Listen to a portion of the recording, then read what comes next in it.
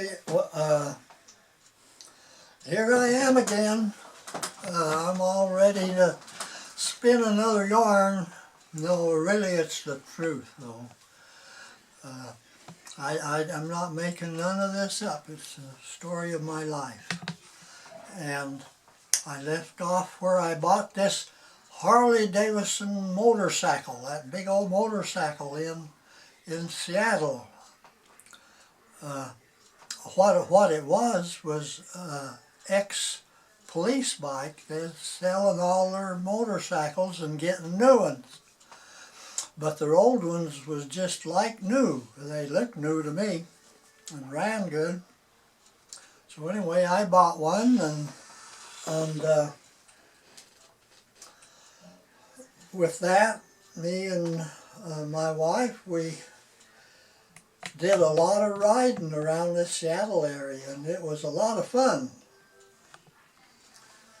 I was invited by a motorcycle club to go trail riding once, and we went out into the foothills and was riding along the trail, trees and bushes, and the trail going winding here and there, and all at once the ground disappeared in front of me.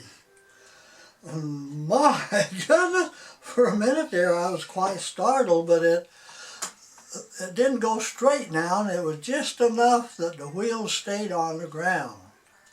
But it was dark, and of course the headlights showed good once I got heading straight down. That is the most exciting part of my motorcycle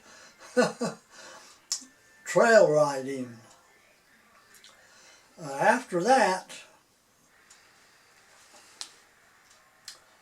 well, one time I did. We was out riding, and I noticed I was almost out of gas. And I ran out of gas. But just luckily there was a gas station right there, because it was right in next to all the big buildings in Seattle. And I pulled in there and gassed up and raced in and pulled my wallet out, and I didn't have no money. Boy, well, that's always a shock, not to have some money, especially if your wife's with you and you run out of gas. So I thought there a minute, and I finally said, well, I only lived about 4 miles from there, and so I said, well, I'll leave my wife for collateral, and I'll go get some money. Of course, he'd already gassed up, see, so I had gas. And so I went back to the house and got my wallet. And I don't know what my wife was thinking about, but she didn't seem to be mad. She was a very good wife. So then we was able to go on to the house, because we'd actually finished. That's where we was heading. And it wasn't just but shortly after that I'd finished up my job at the aircraft plant. Well, I didn't finish the job up. It was just that their contract for B-52s was finished, you know, and so they was cutting back on their people, and so we packed up all we could on the motorcycle and took off for Florida. Can you imagine that? Clear across the catty-wise across the country. That's even farther than if you went straight across the country. Well, it was pretty cool, but we had coats and everything, and it was just a good trip. I thought it was. I don't know what my wife was thinking about it. because we was able to stop, you know, stay in motels at night and stuff like that, and stop at cafes to eat, and so it wasn't really too bad. Maybe a little sightseeing and like that. I enjoyed it, and I think she really enjoyed it too.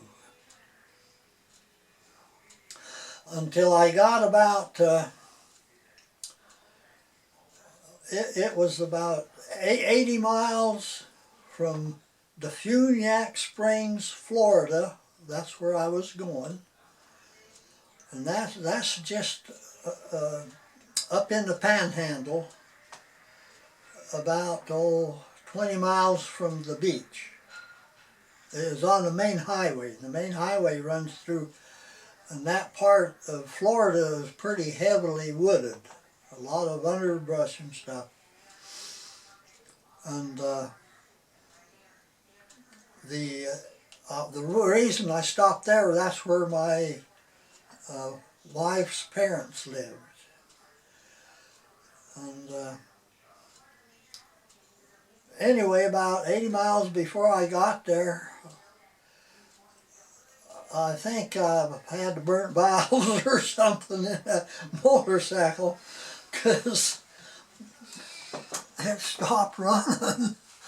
And that's kind of embarrassing. But anyway,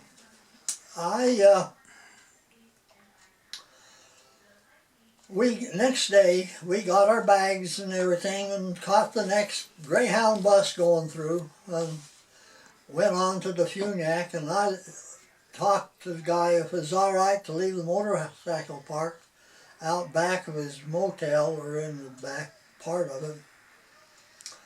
And he said, yeah, just go ahead and park it back there. And so we made it on into Florida real good, and we got settled visiting, and I thought, well, there's let's see, I think it wouldn't be an Army base, it must have been Air Force base. Yeah, it was an Air Force base down on the bay. And it was kind of a proving ground, training and all that kind of stuff for the Air Force. And it had runways and all that. And fact is, they did have a big engineering department building down there. It must have been about 4 stories, and there's just a big square pile of bricks. Well, a lot of windows, but it looked, from a distance, it looked like a big pile of bricks. And it turned out that the fact is, if you get a map, any kind of a road map, and find the air base down there, you'll look out in the Gulf, and it's got dotted lines in a big area all around that area that says, warning, warning, this would be a bad place, you know, to go. Right. Boats and people stay out. So I think they used that as a proving ground for not only ships shooting and that, but maybe military aircraft too. And I got a job there, hired right in, and it turned out to be a pretty good job. I tried to get it looked around Defuniak, because I had to go about 25 miles or so through the woods to get to work, but there's a lot of people I found out lived in Defuniak that worked out there. And so I was able to get into a carpool, and it didn't cost much. And so that worked real good most of the times.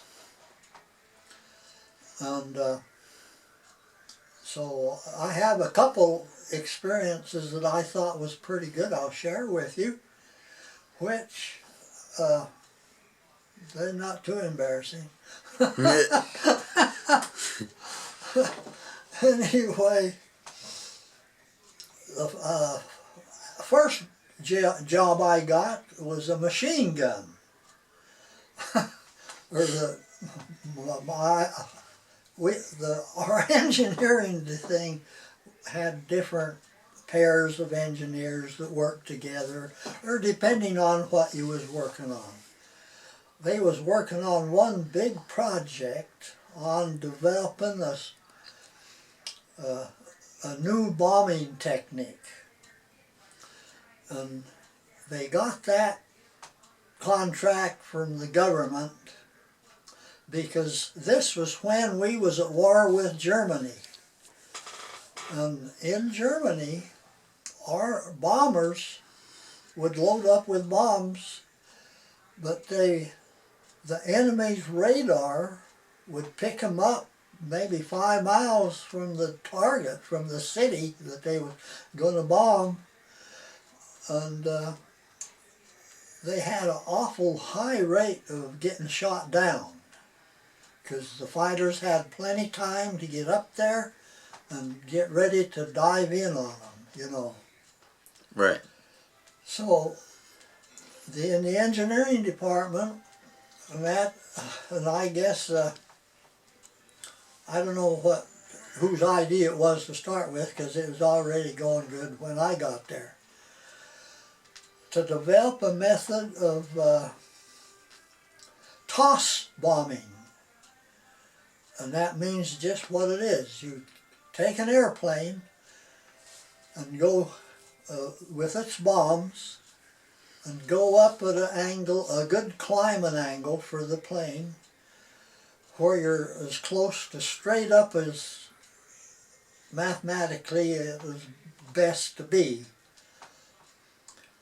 to release the bombs at a higher altitude, quite a high altitude, and you would release the bombs, and those bombs would travel straight or on the same line of airplanes was going up, you know, but it was at an angle that it gradually formed an arc way up in the air, and then if the mathematics and the computers was right and the engineers was right, they would land on the cities. And you know, that proved out to be a real good deal, because we could drop those bombs and the airplanes could hightail it out of there, and that really cut down on how many of our planes was shot down. So to figure out all that mathematics, they had 5 big cameras about the size of a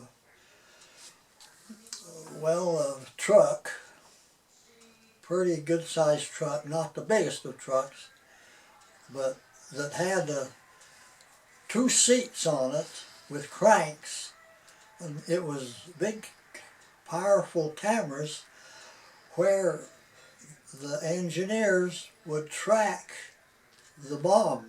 They would track the nose of the airplane and the speeds and all the height and stuff like that, so that when it was released, it would still go up a little bit, but then it would form a sort of a circle.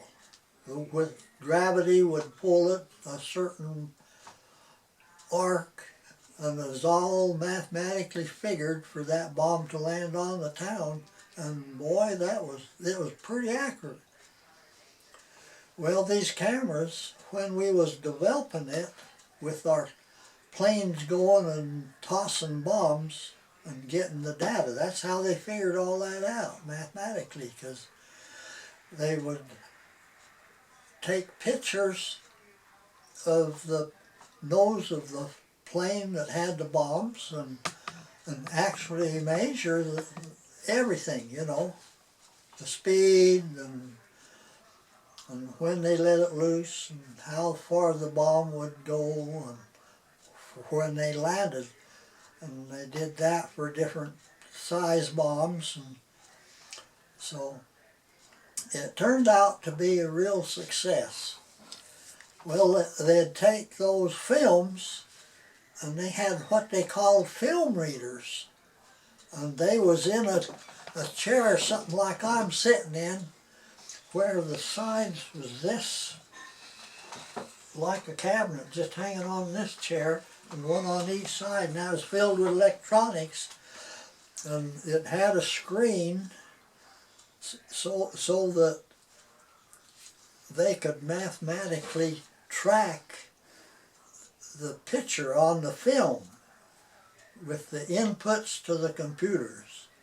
And that's the way that they was mathematically able to develop that system. So that worked out good. And then the machine gun was next. And you know, you've went to these here shows, movies of overseas when this helicopter was going with the doors open and the man was in there with this machine gun shooting at the enemies. Well, that's the kind of machine gun that they brought in, and they gave that to me to figure out if it was any good. I thought it was good, it looked good. I wish I'd had that rabbit hunting out on the farm. Right.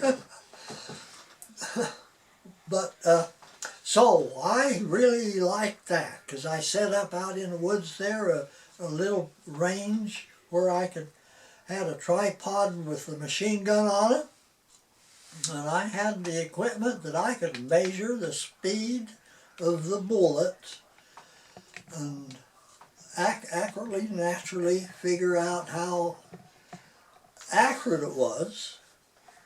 How if you was aiming at a target, how close you could get to the bullseye, and how good it stood up under good fast use, and everything that I could think of. Right. To figure out, and it turned out to be a real good gun. So it had a good report, and I guess they must have made a bunch of them, because you see them a lot in the movies, on the war movies. So that was an interesting project. And then the next one, was a good project too. The Boeing company built the Bomark anti-aircraft missile for shooting down missiles and enemy aircraft. So, well, that was another story. I had to do some real work on that. I had to have certain instruments and controls inside that missile that could be accurately fired, you know, fired. Right. and with their cameras and stuff, they could go along with the data that the telemetry sent back. Right. And I had to take some test equipment and rebuild it. Huh. Because don't have room enough in a missile to put a big square box of some kind of electronic tester or something. And so I had to rebuild that, and I had to rebuild curved metal chassis and transfer the insides of the test equipment and controls for the missiles and stuff because you could control you could guide it, you know, right. Actually guided missiles with the electronics. But I got that all in it, and so we went out on the beach. Now we had a truck that it wasn't as big as that other truck that I drove for the Air Force. Army. Army, yeah, the Army. Well, I'm getting old and I make mistakes. normal. Right. So I got up on the top, and it was up to me to make the fine adjustments in it to make it accurately. But I was supposed to make it miss the little aircraft. They got the little aircraft, and somebody else, one of the other engineers, fixed it so they could control it electronically, so it was just like a toy aircraft, you know, and only it was something like one of these here small private aircraft. Right. And I had to adjust my equipment so that it would miss it by at least 15 feet. They didn't want to, little airplanes cost money. Right. And so I got up with this here helix antenna. You saw them in the movies all the time. It's something inside of it, and it's got the circular things around it, wires around it. You saw them. Everybody should have seen them, because you see them in the movies too. And so I was up there, and I had it. And the boy, that plane came over before it got straight up, of course, to give us time to get the missile going and everything. And they set off that missile, and by the time it was even with us, I was tracking right on it all the way up there. Boy, that missile hit that airplane and blew it to 1,000,000 pieces. Yeah. I wonder why that happened. Yeah. Yeah. Won't say no more about that. Yeah. I really wanted it to hit. Yeah.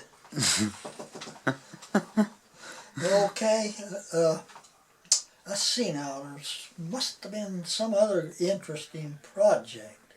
Oh, about that time, they caught the manager over the engineers. They caught him out on his little acreage out in the woods. Somebody went out there with him sometime, and in his backyard he had these huge rolls of different expensive cables of different kinds and all kind of surplus stuff. And anyway, they took and put him in jail, I guess. I never did hear what they did to him, but they came and got him. So he basically stole. Yeah, he was stealing stuff off of the Air Force base. Huh. Can you imagine somebody that low down? Yeah, I would never think of that.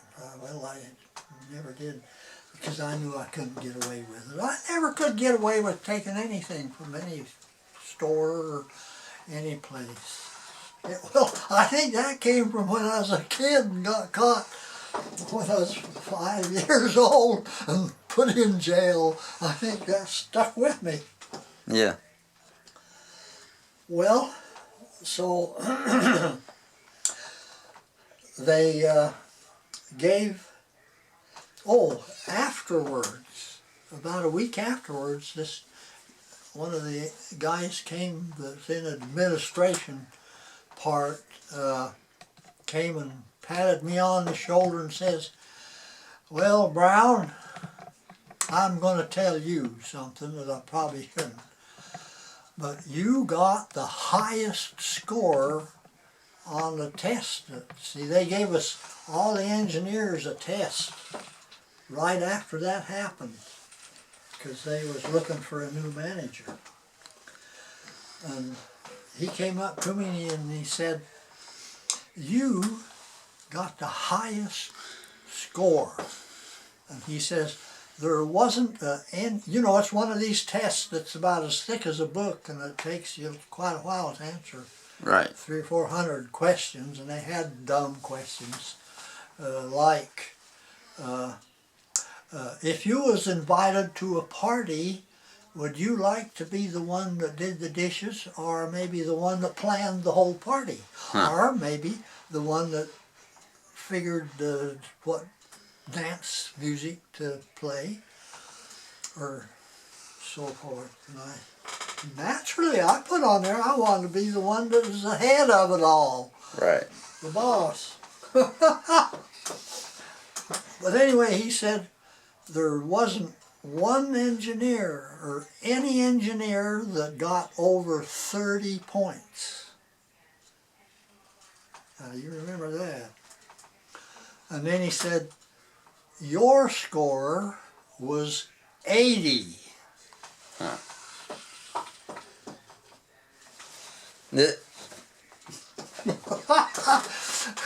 I'm really not bragging. I just thought I'd give that information to you. I'm not stuck up or nothing. Naturally, I felt good about it. Well, about that time, let's see, where in the world did I go then? I got, oh yeah, my brother, my milking partner, my younger brother, was right along with me every milk at the time we milked the cows since I was 5 years old and put in charge of 16 cows, and he was right with me all the time, and we grew up to be buddies. You know, we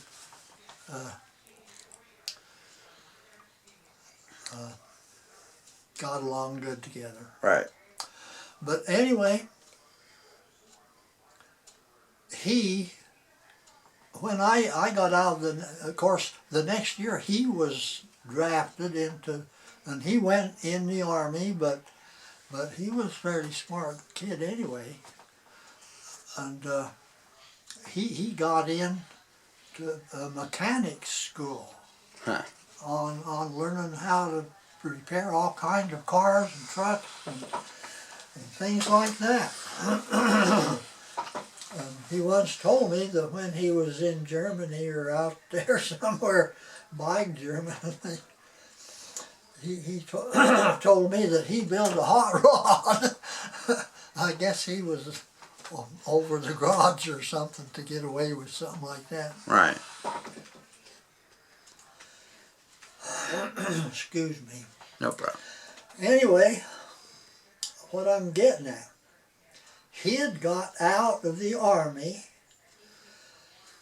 and got a job with, what's the name of that root? Brown and Root. Well, Brown and Root is a big company, and they have a lot of different, like they have a oil rig section where they build oil rigs, and they build roads. They have a section for road building and bridge building, and they get a lot of contracts from the government. Well,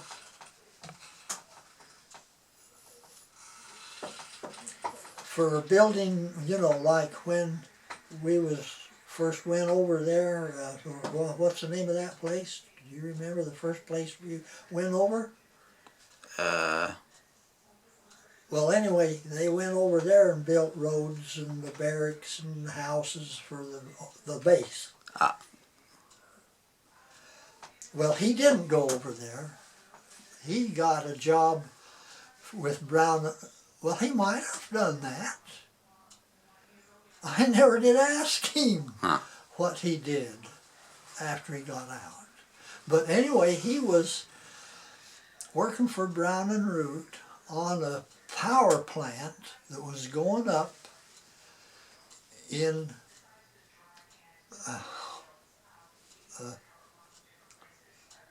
Texas. Yeah, Texas. And I remember that because I'm in Texas now. Right. And he was in charge of the instrument department. He was the manager in the instrument department. And he told me that if I wanted a job, to hurry and get up there because they just started it and he just getting his people and this was in one of the big power plants, you know, the biggest that they build. A 10-story steel structure with a huge generator, as I saw it when we got to the stage where they was bringing stuff like that in. That was as big as a train engine almost. Right. That's big stuff. So anyway,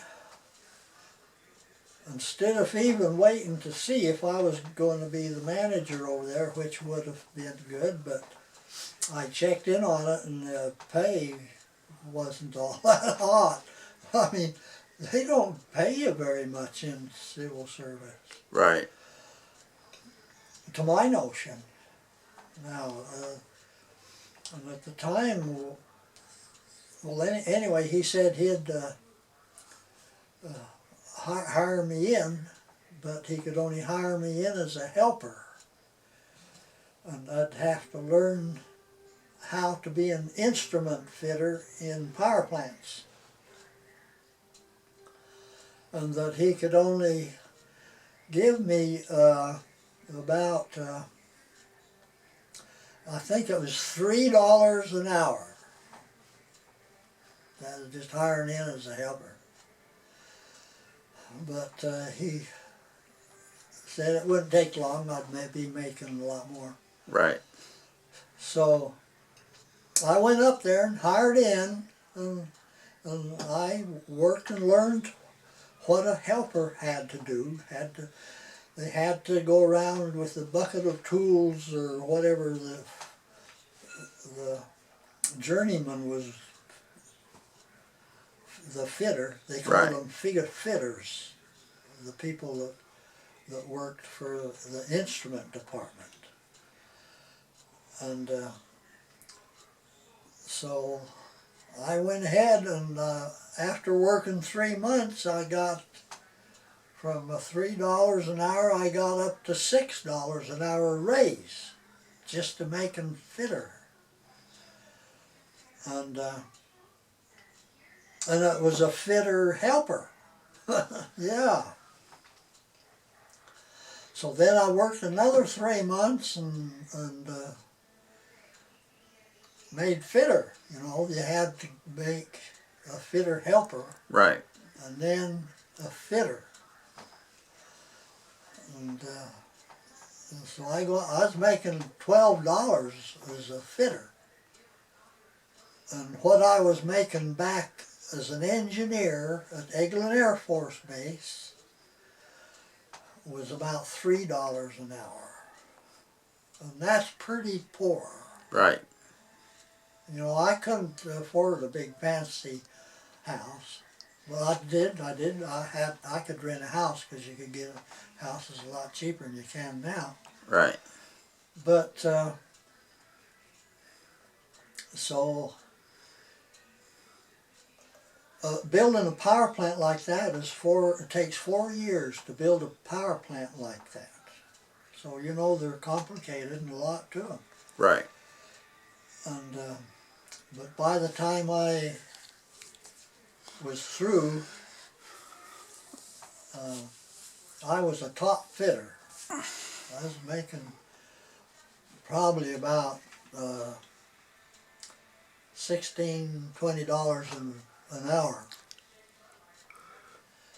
So that's why I didn't. That's how I got into construction, because, well, I like money as well as anybody else. Right. And there's a lot of difference between maybe $4 or $5. That's all I was making. Of course, if I took that foreman job, I'd made a little more than $5 maybe. But before I get any farther on the power plant, I was in a slack period where I was in the shop with nothing to do except working on a few instruments and stuff. Right. And this guy came in and he says, I need this done right now. They need this here bomb release. That bomb release was a piece of steel block about this big, but it had mechanisms in it and stuff. Right. But it just looked like a steel block, and it felt like it was all steel. But it was electric. Right. The bomb release. And well, what to fix? I checked the electric part that wasn't burned out or nothing, and worked, clicked open and shut. But you know, I didn't think the mechanism was heavy because it was for 300-pound bombs. Right. And I didn't think that, and it worked good, but I didn't think to test it with the load on it, which might have made a difference. Right. Well, I didn't think of that then, but I thought of it later when it didn't work. Right. So the next day I was home. Oh no, it was that same day that they was in a hurry to get it checked, because I guess this airplane was wanting to go up and practice dropping the 300-pound bomb. Right. Well, it was a dud. Naturally, it was a dud. But when a 300-pound bomb hits, it makes a crater of itself just from the weight. Right. Well, when I got home, my wife said, well, we had a lot of excitement next door, and that 300 bomb had landed in their backyard. Yeah. And that was the backyard from where the house we lived in. Boy. Yeah. I don't know what to think about it. I didn't know what to think about it now, and I still don't. But that's when I decided I'd better go and work with my brother, because he wanted me to hire in. And there's so much difference in the wage that Yeah. once I got to be a fitter and was making $16, $17, that's much better than 5 or 6, or maybe even 7, even if I was maybe a foreman or something back there. Right. So that's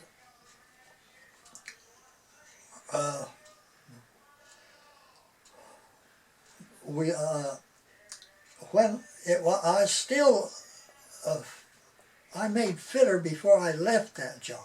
Right. And so we actually moved up there and got us I bought a little store up there that was just, when I need to stop, let me know. We can stop there. Okay.